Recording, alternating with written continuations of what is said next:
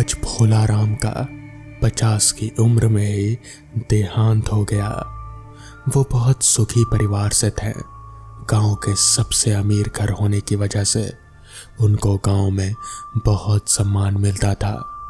भोला राम पहले से ही अमीर बाप की औलाद था, पर सारा धन उसने अपने लिए ही खर्च किया था, यानी कि किसी को मदद के लिए कभी अपने धन का कोई उपयोग नहीं किया था। शमशान के रास्ते भोला राम की अर्थी जा रहे थे। उसको कंधा दिए उसके 2 लड़के अमित और समीर और बाकी गांव वाले चल रहे थे। उसकी अंतिम यात्रा में गांव के बहुत से लोग शामिल हुए हैं। यूं तो कोई भी भोला राम को पसंद नहीं करता था, पर भोला राम के जाने के बाद उनके लड़कों से अच्छा व्यवहार रखने से शायद कोई लाभ हो, ये सोचकर भोला राम के बेटों को सब लोग सांत्वना दे रहे थे।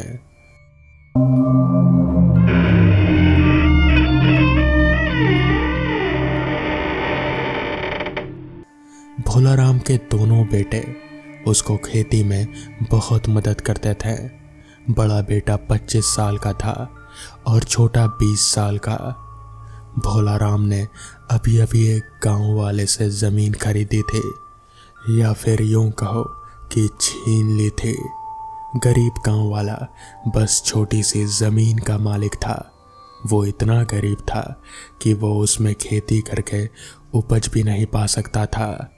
भोला राम ने उसे ब्याज के चक्कर में फंसाकर उससे जमीन का वो टुकड़ा भी हड़प लिया था। भोला राम का रात को जमीन हड़पने के बाद ही बहुत ही भयानक सपने आते थे। वो नींद में ही चिल्लाने लगता था और फिर उठकर बैठ जाता। वो विधुर था। उसकी पत्नी की मौत कुछ सालों पहले ही हो चुकी थी, जिसकी वजह से वो कमरे में अकेले ही सोता था, जिससे उसका डर और ज्यादा बढ़ जाता था। आखिरी रात को वो इतना ज्यादा डर गया था कि उसको हार्ट अटैक ही आ गया और उसकी मौत हो गई।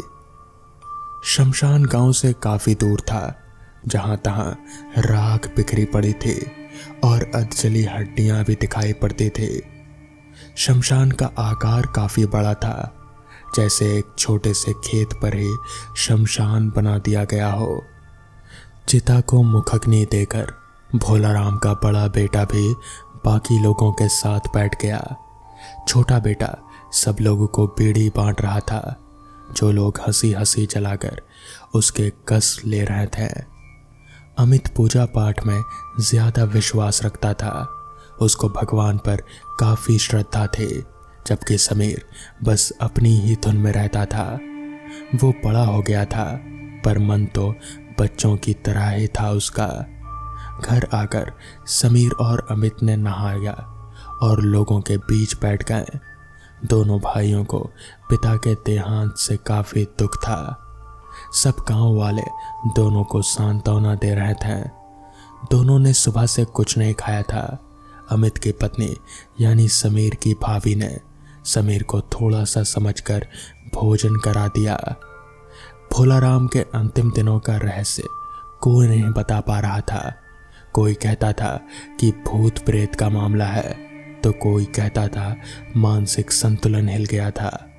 ऐसा बोलने वाले लोग थे जो बता रहे थे कि भोला राम को उसके बुरे कर्मों की सजा मिली थी। कुछ दिन शोकमग्न रहने के बाद अमित और समीर कुछ नॉर्मल से हो गए। सब पहले जैसा चल रहा था। समीर अपना मन हल्का करने के लिए शहर जाना चाहता था, जिसको बड़े भाई अमित ने अनुमति दे दी। घर के पुराने नौकर चंदू चाचा, जो कि तकरीबन 60 साल के होने को आए थे, वो घर के काम अभी भी कर लेते थे। अमित ने उनको भोला राम का कमरा खोलने को कहा। कमरा 2 दिन से बंद होने की वजह से हल्की बदबू से भर गया था। कमरे के बीचों बीच भोला राम की चारपाई पड़ी थी।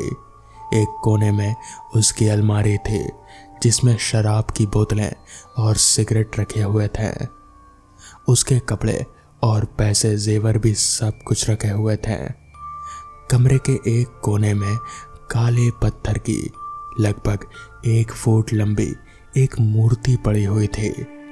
अमित ने उसको हाथ में लिया और वो पहचान नहीं पाया कि वो किसकी प्रतिमा है। ज्यादा पुरानी होने की वजह से वो बहुत ही जर्जर हालत में थी। चंदू चाचा को पूछने पर उन्होंने बताया कि भोलाराम ने 1 हफ्ते पहले जिस गरीब आदमी की जमीन हड़पी थी, उसी के खेत से ये मूर्ति मिली थी, जो जमीन में खुदाई के वक्त निकली थी। जमीन शमशान के पास ही थी, या यूं कहें कि शमशान और उस जमीन के बीच कुछ छोटी छोटी झाड़ियां ही थी बस। अमित ने उस प्रतिमा को वहीं कोने में रख दिया और खेत की ओर चल दिया। भोलाराम के कमरे को एक नौकर को रहने को दे दिया गया, जो कि किसी वजह से उस कमरे में बस 2 दिन ही रह पाया। उसके बाद कमरा खाली करके भाग गया। उसको बहुत तेज बुखार आ गया और वो कुछ भी बोलने की स्थिति में नहीं था। बस उसके चेहरे पर डर ही नजर आ रहा था। अमित उस नौकर से मिला जो किसी भयानक अनुभव से गुजर चुका था। वो लगभग बेहोशी की हालत में था और बीच बीच में चीख दिया करता था। उसके परिवार वाले उसकी वजह से बहुत परेशान थे। अमित ने उसके परिवार को कुछ पैसे दिए और अपने घर आ गया। उसकी पत्नी ने पानी पिलाया और वो अपने कमरे में ये सब घटनाक्रम के बारे में सोचने लगा। उसको उस काली पत्थर की प्रतिमा याद आई। उसने भोलाराम का कमरा फिर खोला और उस प्रतिमा को ले जाने के लिए उस कोने की ओर देखा। पर आश्चर्य की बात यह थी कि वो मूर्ति वहां से गायब थी और सबसे पूछताछ करने पर मालूम चला कि किसी ने भी ये कमरा खोला नहीं था। अमित ने पूरे घर में देखा, घर के आसपास भी छान मारा, पर वो मूर्ति कहीं नहीं थी।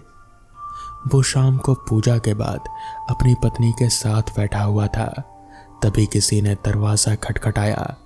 यूं तो शाम को दरवाज़ा खुला ही रहता था, पर आज चंदू काका ने बंद कर दिया होगा शायद। अमित ने दरवाज़ा खोला तो बाहर सिवाय ठंडी हवाओं के कुछ भी नहीं था। अमित को लगा शायद किसी ने मजाक कर दिया होगा।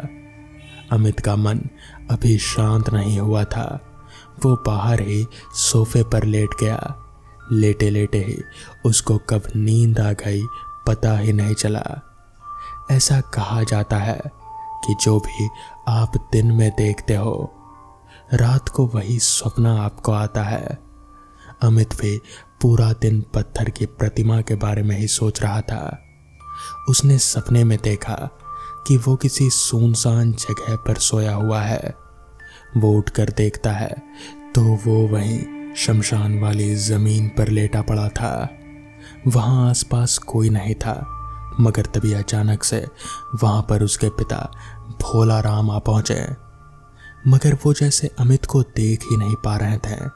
भोलाराम उस किसान जिसकी वो जमीन थी, उस छोटे से किसान से बहस कर रहे थे और फिर उन्होंने बहस के दौरान ही उसकी जमीन हड़प ली। जिसके बाद वो किसान रोता भी लगता रहा, मगर भोलाराम पर जैसे कोई फर्क ही नहीं पड़ा। भोलाराम वहां से अपने घर आ गए। जिसके बाद अचानक ही वो जैसे रात के वक्त में पहुंच गया। अमित ने देखा तो वहां पर आसपास रात का माहौल था। तभी अचानक से उस किसान की पत्नी वहां आ पहुंची।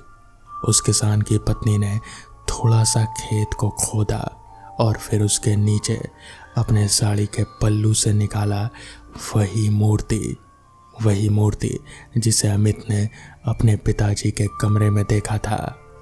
किसान की पत्नी ने उस मूर्ति को खेत के नीचे जमीन में दफना दिया और फिर वहां से अपने घर चली गई। जिसके बाद अमित ने अचानक से देखा कि फिर वक्त बदल चुका है और अब फिर से दूसरे दिन की सुबह हो चुकी है।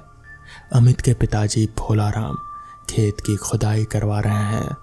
तभी उन्हें वो मूर्ति मिलती है और फिर वो उस मूर्ति को देखकर जैसे उनकी आंखों में एक चमक सी आ गई। उन्होंने उस मूर्ति को अपने घर ले जाने की ठानी। तभी फिर से वक्त बदला।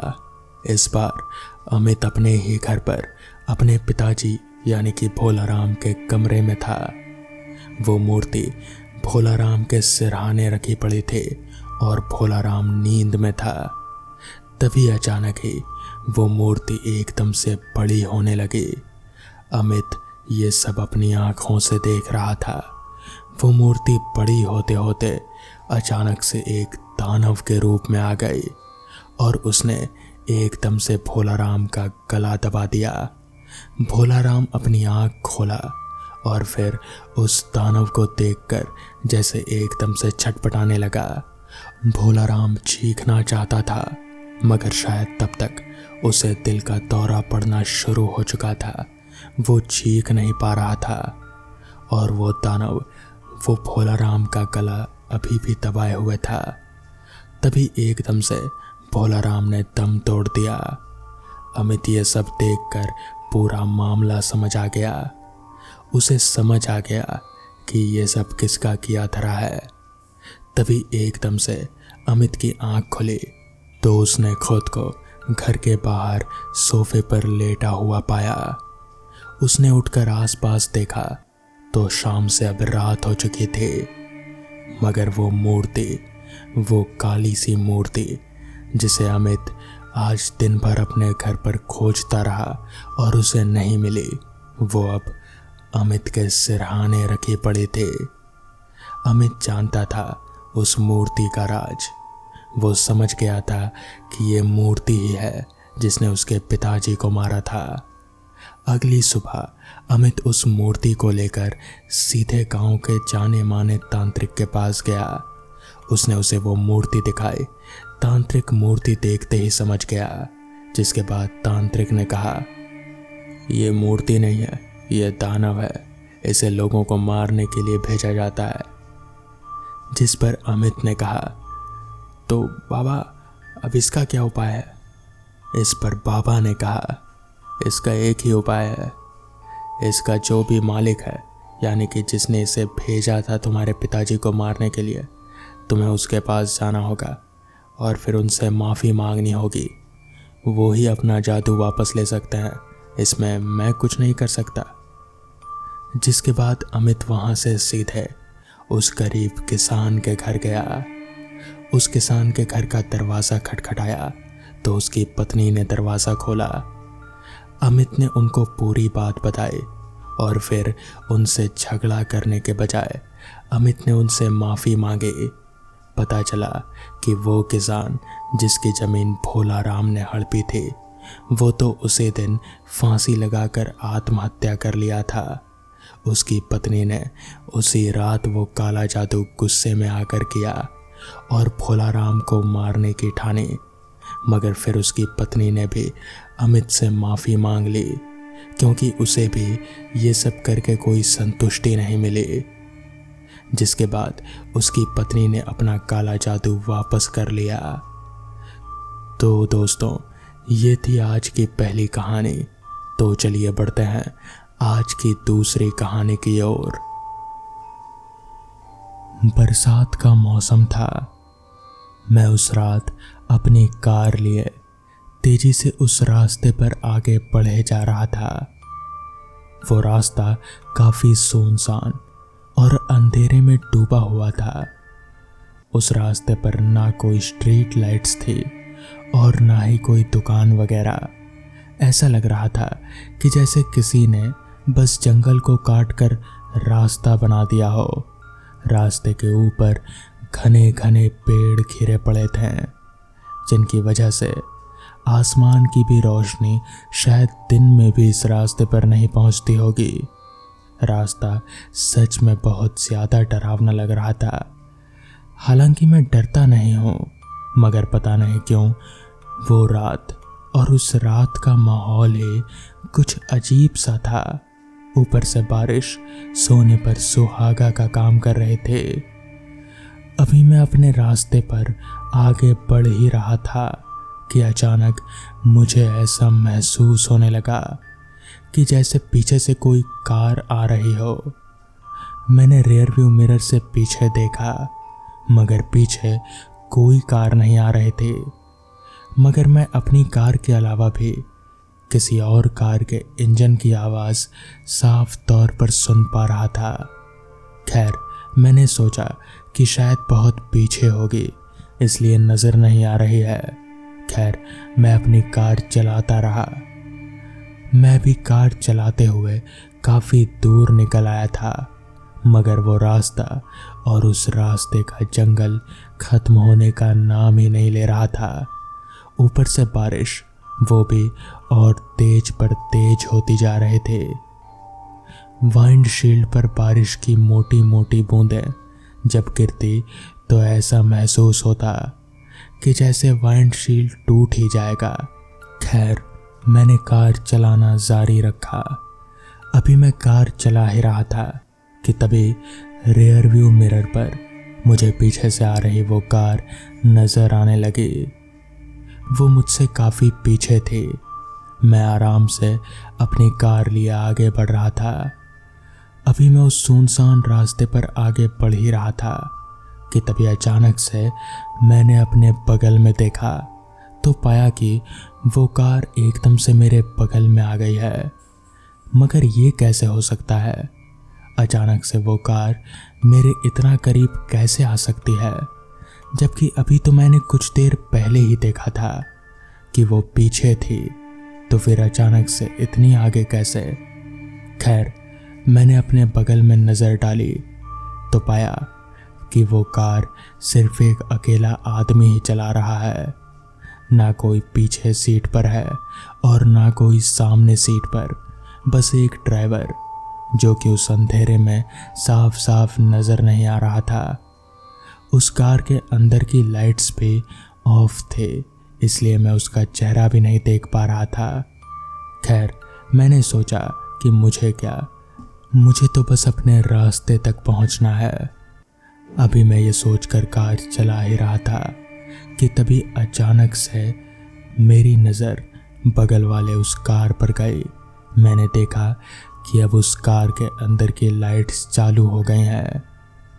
मुझे ड्राइवर का चेहरा अब भी ठीक से नज़र नहीं आ रहा था, मगर तभी ड्राइवर ने एकदम से अपना चेहरा मेरी ओर घुमा दिया। मैंने उसका चेहरा देखा तो डर के मारे मेरी सिट्टी बिट्टी गुल हो गई। उस इंसान का चेहरा इंसानों से बिल्कुल ही अलग था। उसकी आंखें बिल्कुल लाल चमक रहे थे और बड़ी बड़ी बाहर निकली हुई थी। जुबान बहुत ही लंबी और लटकी हुई थी। पूरा चेहरा ऐसे जैसे सड़ा हुआ हो। तभी एकदम से उसने अपना चेहरा गाड़ी के विंडो से बाहर मेरी ओर निकाल दिया। मैं हड़बड़ा कर कुछ समझ नहीं पाया। मैंने अपने कार को वहां से जल्दी से निकालने की कोशिश की, मगर वो कार भी बिल्कुल मेरे साथ साथ चल रहे थे। समझ नहीं आ रहा था कि ये सब हो क्या रहा है। तभी एकदम से उस कार ने मुझे झटका दिया और मैं सड़क से नीचे एक पेड़ से जा टकराया, जिसके बाद मेरी आंख बंद हो गई। फिर जब मेरी आंख खुली तो मैं उसी सड़क पर बेहोश पड़ा था।